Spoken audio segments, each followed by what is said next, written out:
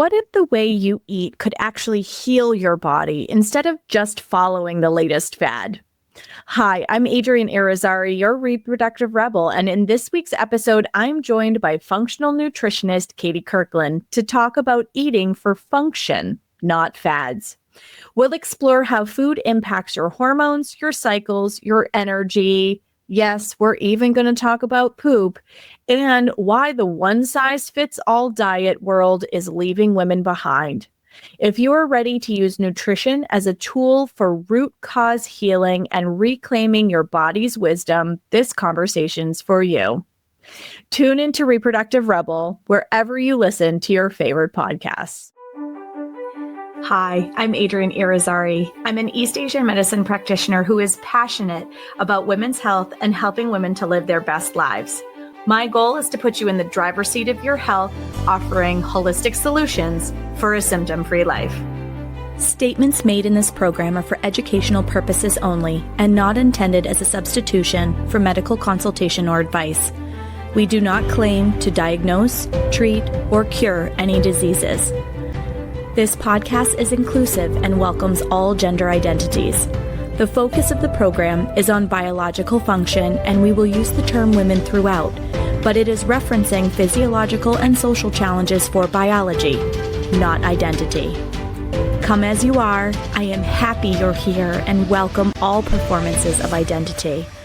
I hope you find something helpful in this show.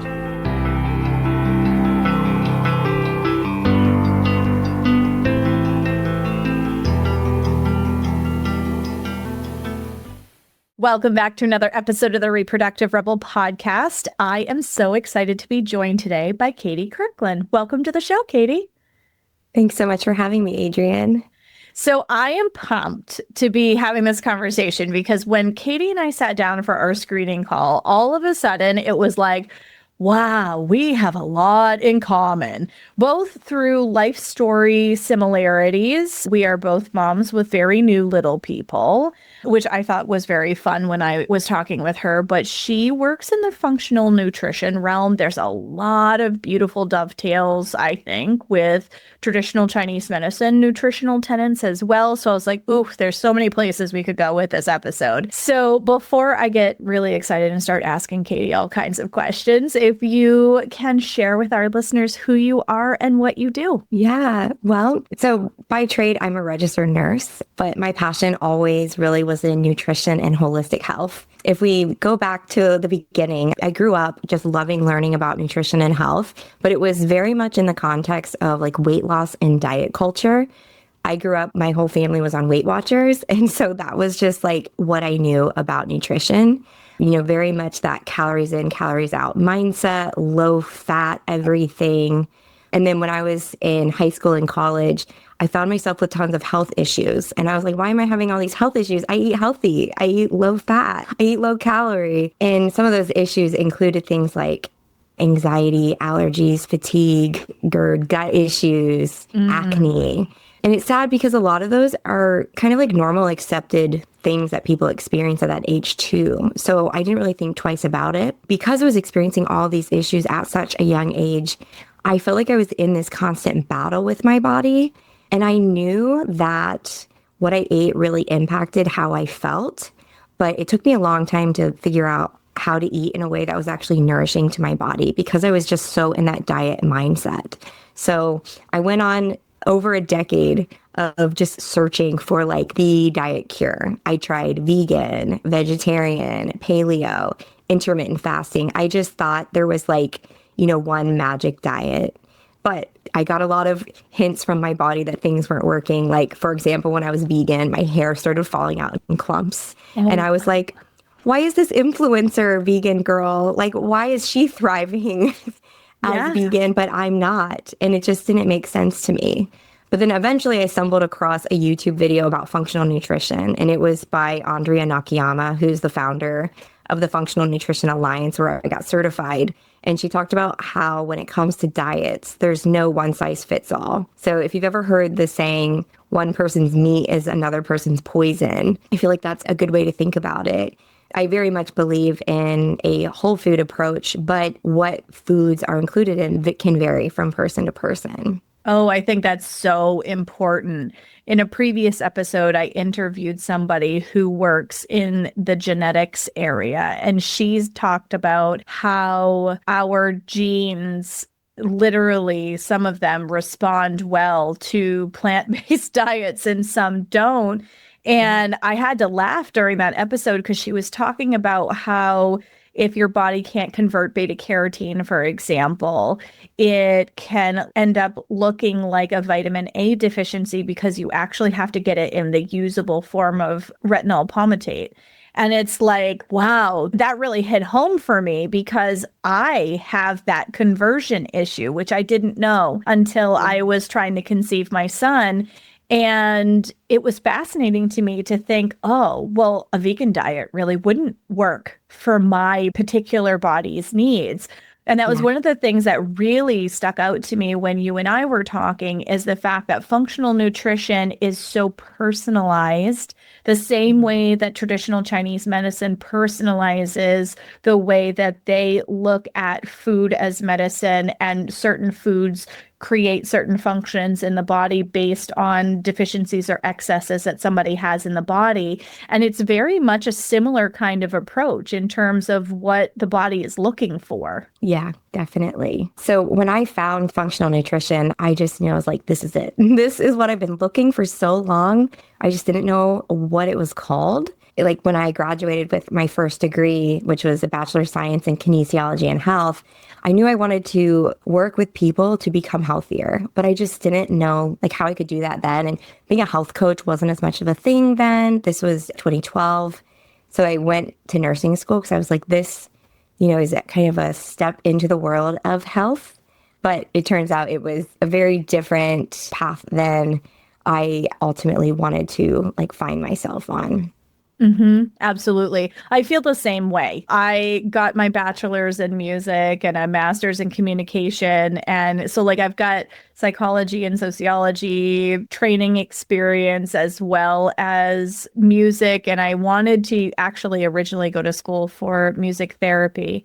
And it's funny, I look at it full circle now. All the same things that interested me is literally what I'm doing now. It just isn't the way that I thought I was going to get there. Exactly. I love that. Well, that's why you know that you're working in alignment with your purpose here. I just think that's so beautiful. So when we talked before, you were talking about the foundational roots of health. You want to talk a little bit about that with our audience? Yeah, absolutely. So the model I follow, which was developed by Andrea Nakayama, is called the Three Roots, Many Branches model. And that's where if we imagine a tree, we have the branches, and those branches are any sign, symptom, or diagnosis of disease. And then the roots are where I do the work. And so there's three roots: genes, digestion, and inflammation. And the terrain or the soil in which those roots exist, that is actually where I work to shift that terrain in the body. Because if the body is, highly inflamed and we've got all these toxins coming in, it basically creates a terrain and environment that allows for disease to take root. But if we shift that terrain, we can create an environment where healing can happen. I love that. So as she's describing that in my own head as an East Asian medicine practitioner, we describe our way of like pattern recognition and looking at the body as a root and branch theory, where there's a root cause for why certain symptoms are showing up, which are the branches on the tree, and if you treat the root. So are you guys all seeing exactly why I was excited about having Katie on the show? Because I'm like, ooh, this is exactly what I do, but it's using different vocabulary. And I love the fact that there is so much that was uncovered and discovered and experienced and put into practice in the 5,000-year-old East Asian medicine systems that we're now starting to see really validated in the science and the study from the Western lens. And this is one of those places where the vocabulary is almost exactly the same, which is so fun. So the body tells the story. And I love the fact that you were talking about functional nutrition, not only from this root and branch kind of idea, but that it is so much more than just nutrition. Yes, there's so much more to it. It's functional nutrition is a holistic approach to healing the body and essentially bring it to its most functional state, hence the word functional. But nutrition alone, it takes more than nutrition alone. We have to be sleeping. We have to be moving our body, hydrating well, have connection. So there's so many other parts of it that come with it. So when I say I do functional nutrition, I think it's really important to mention that it's not just about food. Mm-hmm. Well, that actually leads me to my next question. I get a lot of clients that interchangeably use phrases like functional nutrition and functional medicine, but they're actually two distinct fields. Can you elaborate on that a little bit? Yeah, so functional nutrition really derives from functional medicine. And what I say is that functional nutrition really fills a gap that exists in the world of functional medicine. Because you might be working with an amazing functional medicine doctor and they're doing all this work with you to dismantle the dysfunction in your body, but they simply oftentimes just don't have time to do all the foundational work that I do using functional nutrition, this holistic functional nutrition approach where I'm talking about what they're eating, how it's impacting their body, what is their digestion doing, are they chewing their food, what does their poop look like, really getting into the nitty gritty and the everyday, day to day, even hour by hour choices, how they're feeling and what they're eating is telling them. I love that. That is actually how I got started. I started as a Chinese nutritional therapist, and it was for the same reason.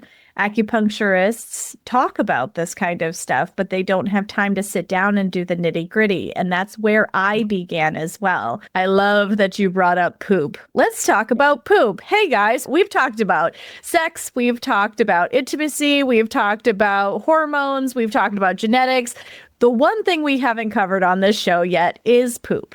So let's talk about it, because as a TCM practitioner, poop is a really big deal in terms of being a statement on what is going on internally in the body. Yeah, poop is so important. So there's what we call the non-negotiable trifecta in functional nutrition. It's sleep, poop, and blood sugar balance.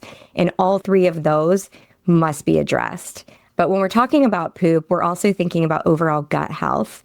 And when I think about gut health, I'm thinking about liver function as well, promoting regular bowel movements, the gut microbiome, and also the health of the gut lining. So if we think about the liver first, that flushes out toxins. And I'm actually going to go into how this impacts hormones, which I think would be really relevant for your listeners.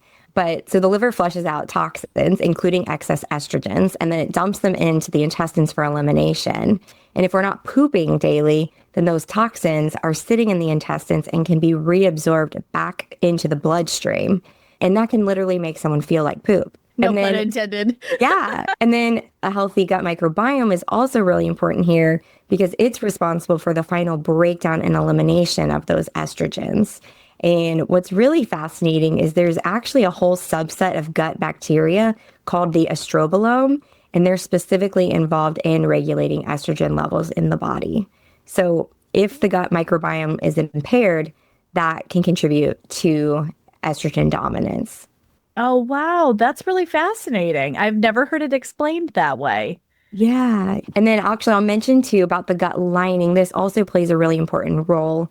If the gut lining is damaged, I'm sure you've probably heard of leaky gut. Mm-hmm. That's where the lining of the gut is extra permeable, more permeable than it's supposed to be, which happens as a result of inflammation, chronic stress, medications, food sensitivities, things like that. But when it becomes leaky, harmful substances like undigested food particles, bacteria, different toxins can then leak into the bloodstream.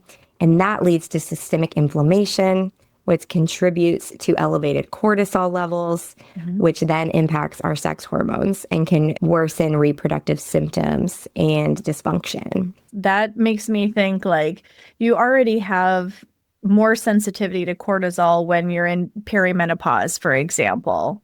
If you have leaky gut on top of that, you're just compounding the way that your symptoms show up. Absolutely, because an unhealthy gut, a leaky gut, also struggles to absorb certain vitamins and minerals that are really important for hormone synthesis. So it's kind of like this vicious cycle where if you have an unhealthy gut lining, then your hormones will be impaired. And if your hormones are impaired, then it's going to contribute to that unhealthy gut lining. Absolutely. So from your toolkit, how do you go about figuring out if somebody has leaky gut and it's contributing to the way that their body is showing up? Well, with leaky gut, you can almost assume that just about everyone has leaky gut who is having health issues. There is testing that can be done, but it's very expensive. And so I do not do the testing. But if you assume someone has a leaky gut and you start by healing the gut, it lays a solid foundation for healing for the rest of the body. Do you find that there are certain foods that are particularly impactful for helping with a leaky gut? Yes. So if someone has a leaky gut, we assume that they have food sensitivities. And we also assume that they're eating foods that are highly inflammatory for their body. A few of the most highly inflammatory foods are things like gluten, dairy, processed sugar. Those are probably the top three among some others for some people, but it varies for the individual. But sometimes I'll do a trial period of like, hey, let's cut out gluten for 2 weeks and just see how you feel. And I'll tell you, most of the time, people are like, okay, I'm never eating this again. I feel so much better.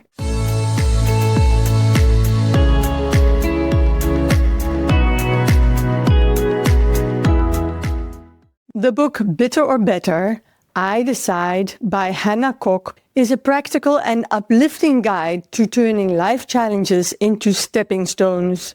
Bitter or Better shows how to understand yourself, resolve conflict, strengthen relationships, and reconnect with the source of love so you can choose better, not bitter, every day. For more information, go to bitterorbetteridecide.com.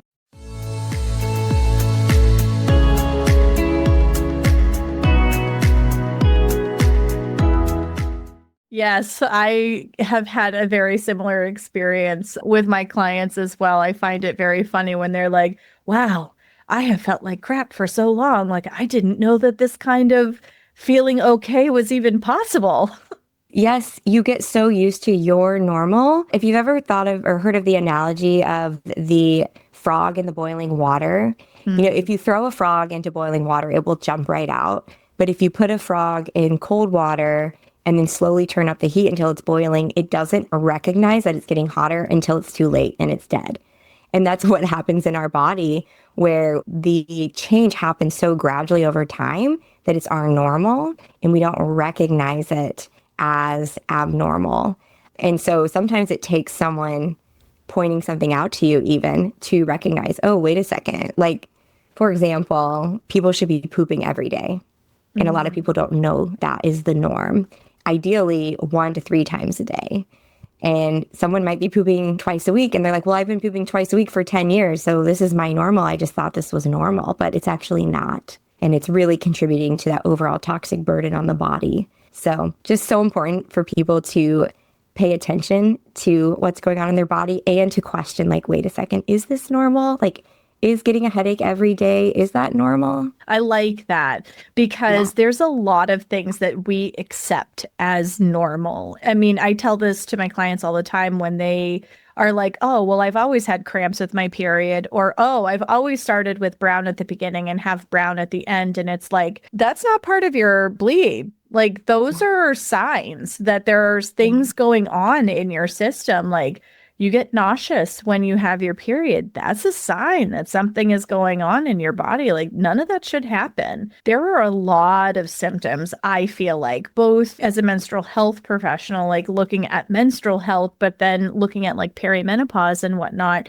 You know, we really assume, and you can see it validated by the thousands of memes out there about perimenopause and all of the emotional symptoms that go with it, and the brain fog and the anxiety and the depression and all that kind of stuff. But what they're not realizing is they are seeing an extreme because their body's asking for help. Yeah. And unfortunately, sometimes allopathic doctors reinforce that.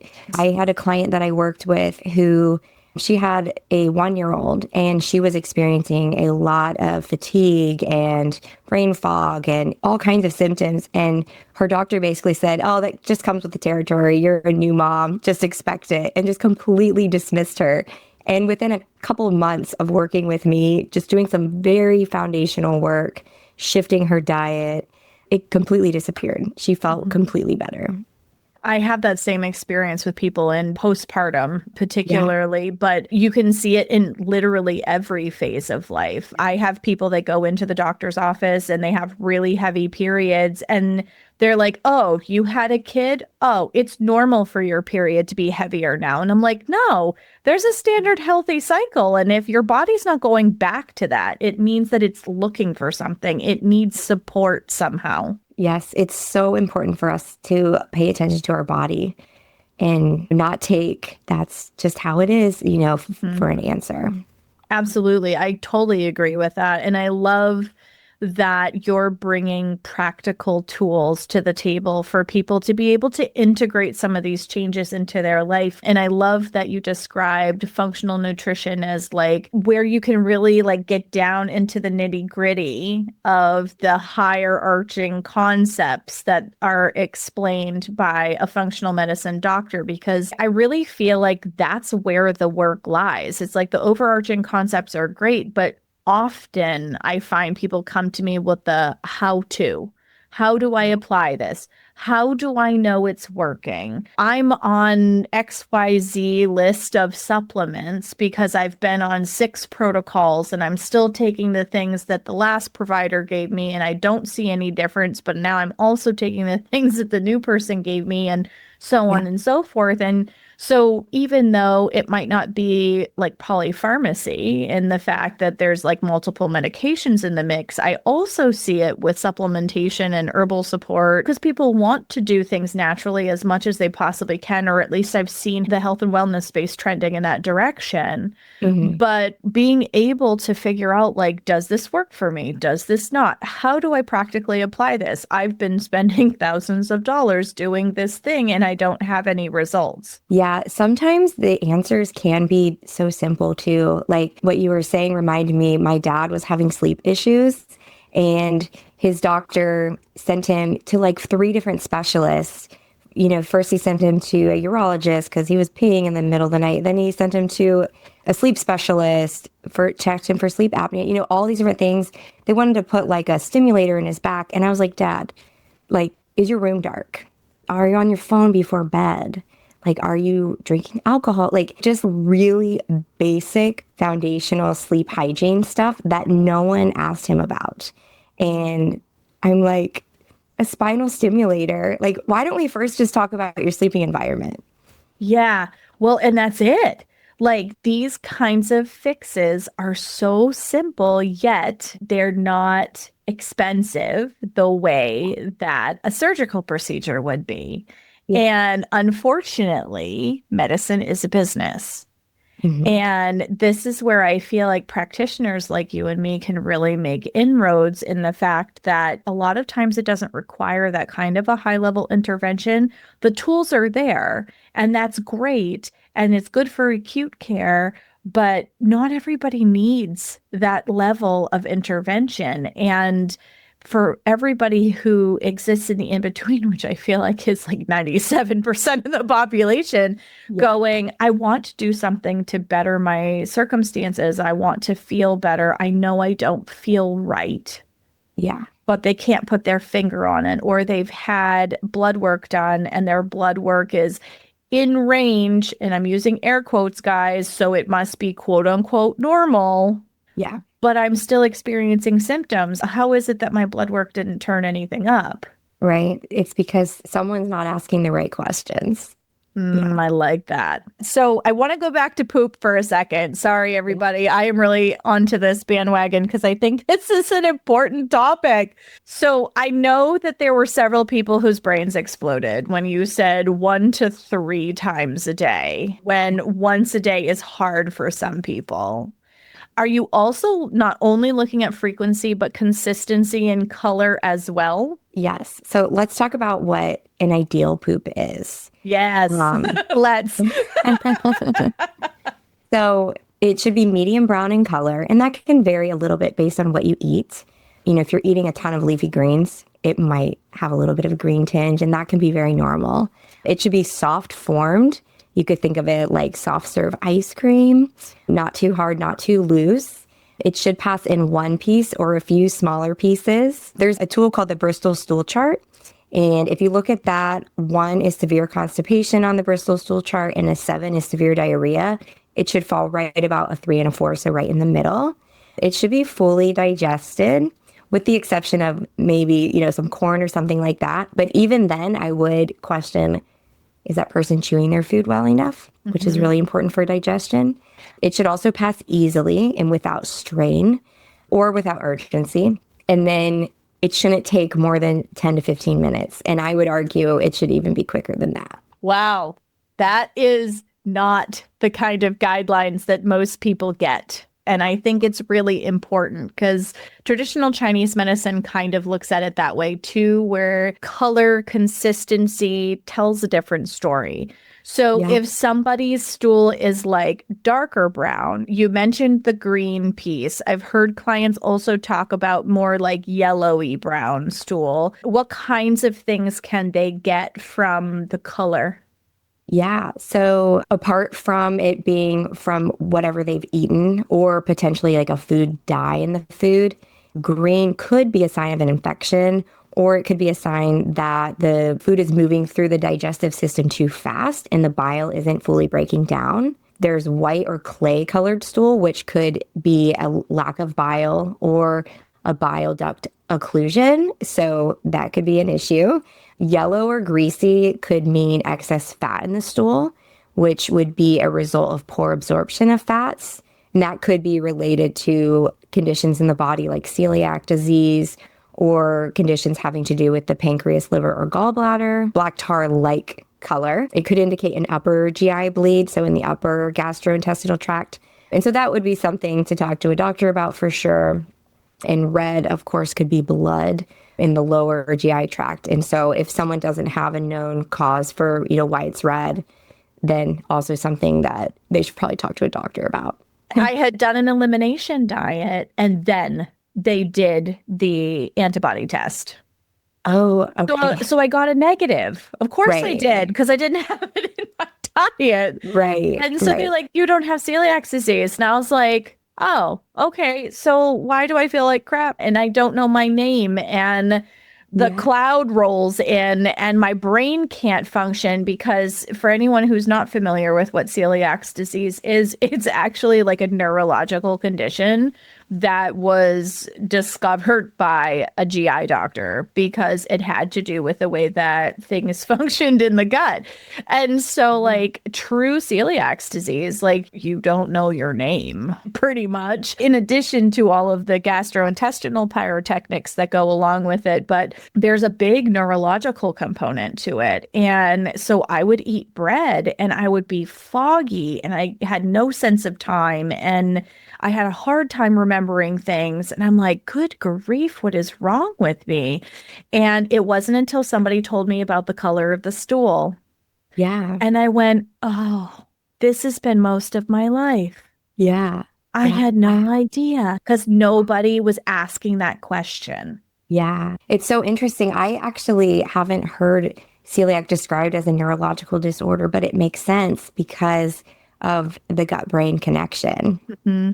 It's debilitating when you get cross-contaminated for sure. Yeah, wow. So color is important. Stool consistency is important. Often we'll have clients talk about how they get the loose stools just before their period. Yeah. Is this a normal phenomenon or not? I don't know if I know the answer to that question, but I would say it probably has something to do with their hormones shifting because there is such a connection between our hormones and our sleep and our poop. Like it's all so interconnected. And so I don't know if I can give a perfect explanation right now, but I would bet that it definitely has something to do with shifting hormones. I'd always been told that it had something to do with progesterone. So as your progesterone level changed, that it's not uncommon, but I was just curious what your take was on it because I had been told that by a certain type of practitioner, but nobody with your expertise. So I just thought that would be kind of an interesting question to ask. Now I'm going to have to look that up. I'm curious about it now. So I feel like people tend to Dr. Google a lot. Yeah. And this how to feel better is probably one of the most searched questions online. But where does one start when they're trying to figure out the how and the what do I do now and how do I be preventative aspects of this dynamic? Yeah. If someone literally asked me a couple of days ago, what's one piece of advice you can give me right now? It was actually a man and it was at the gym. We were at the front desk and I mentioned something about fertility. And he said, what's one thing I can do for male fertility? And I said, if I could only give you one piece of advice right now, it would be to shift to more of a whole food diet. And so shifting the food you're eating to more whole foods and away from processed foods, which can often be very highly inflammatory, that is probably the best thing I would say you can do. And it's a good starting point because most people can't just overhaul their whole diet overnight. I think it's a great idea to start with one meal a day. And I like to start with breakfast. You know, if someone's eating a lot of ultra processed food, let's start with breakfast. Let's get some whole foods in there. Let's think about balancing blood sugar because that is also one of those 3 sleep, poop, blood sugar balance that's in that non-negotiable trifecta. And then if we also talk about sleep prior to that is also so important. But yeah, just starting small, one meal at a time, shifting toward more whole foods. I love that. I could talk to you for hours, but I want to be respectful of your time. If you could leave our listeners with one final thought, what would that be? Yeah, well, it kind of goes along with what I was just saying. There's a doctor, and I really admire the work he does. His name's Dale Bredesen, and he works with Alzheimer's patients. And he has this really beautiful metaphor called 36 holes in the roof.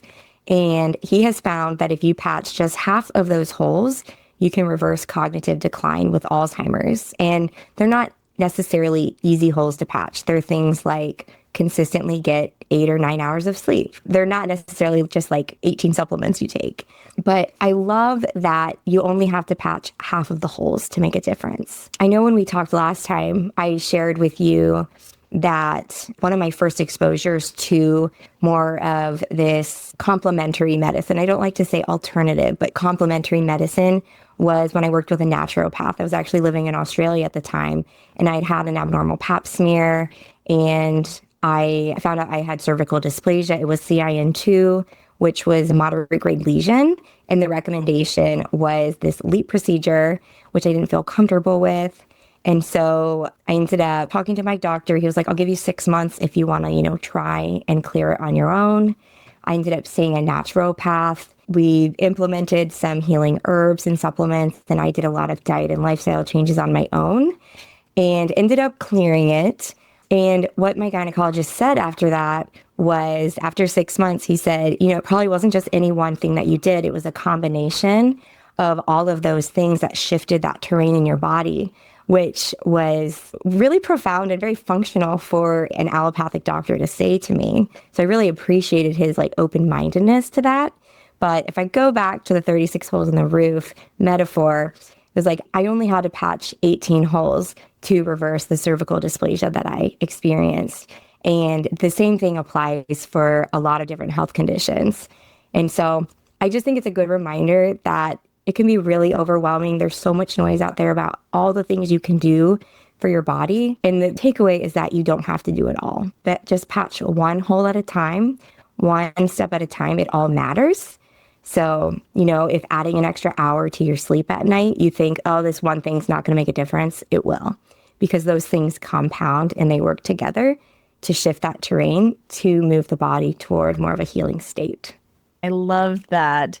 Well, and you touched a little bit on cervical dysplasia, so we may have to do an episode specifically on that because I think that is also a topic that touches many people's lives, and they think that surgical intervention is the only way to go. So if you're open to it, I would love to have you back for another episode. I would love that. Yeah, there's so many layers there, so much like emotional healing with that situation too. So I would love to talk more about that. I love that. So if people are looking to work with you, Katie, how can they get a hold of you? Yeah, so my website is probably the best place to find me. It's katiekirklin.com. It's KIRKLIN. Or Instagram, Katie Kirklin Nutrition. I'm also on LinkedIn, on Facebook, all the things. Awesome.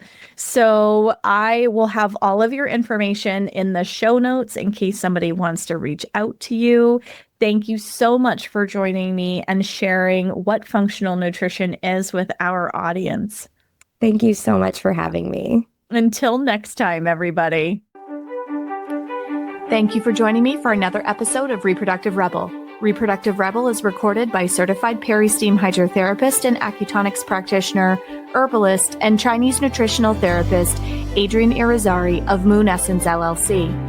If you are interested in setting up an appointment for one-on-one support, ordering from our store, or checking out our course offerings, visit our website at moonessence.life. Be sure to subscribe to our newsletter and get insider information on upcoming events and offerings.